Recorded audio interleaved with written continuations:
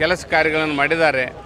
ಒಳ್ಳೆಯ ಕ್ರಿಯಾಶೀಲ ಶಾಸಕರಾಗಿ ಶಿಕ್ಷಕರ ಜೊತೆಗೆ ಶಿಕ್ಷಣ ಸಂಸ್ಥೆ ಜೊತೆಗೆ ಭಾಳ ಅನ್ಯೋನ್ಯವಾಗಿರ್ತಕ್ಕಂಥ ಸಂಬಂಧವನ್ನು ಇಟ್ಟುಕೊಂಡು ಬಂದಿರತಕ್ಕಂಥ ವ್ಯಕ್ತಿ. ಈ ಬಾರಿ ನಿಶ್ಚಿತವಾಗಿಯೂ ಅವರು ಅತ್ಯಂತ ಹೆಚ್ಚು ಮತಗಳ ಅಂತರದಿಂದ ಗೆಲುವನ್ನು ಸಾಧಿಸ್ತಾ ಇದ್ದಾರೆ.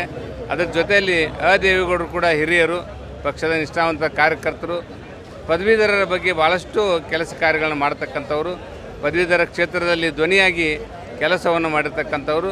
ಅಷ್ಟೇ ಶಿಕ್ಷಣದ ವ್ಯವಸ್ಥೆ, ಶಿಕ್ಷಕರ ಬಗ್ಗೆ, ಎಲ್ಲ ಸರ್ಕಾರಿ ನೌಕರದಾರರ ಬಗ್ಗೆ ಭಾಳಷ್ಟು ಅಭಿಮಾನದಿಂದ ಮಾತನಾಡ್ತಕ್ಕಂಥ ವ್ಯಕ್ತಿಗಳಾಗಿದ್ದಾರೆ. ನಿಶ್ಚಿತವಾಗಿ ಅವರು ಕೂಡ ದೇವೇಗೌಡರು ಕೂಡ ಗೆಲುವನ್ನು ಸಾಧಿಸ್ತಾರೋ ಅಂತಕ್ಕಂಥ ಮಾತನ್ನು ಈ ಸಂದರ್ಭದಲ್ಲಿ ಹೇಳಿಕೆ ಬಯಸ್ತಾ ಇದ್ದೇನೆ.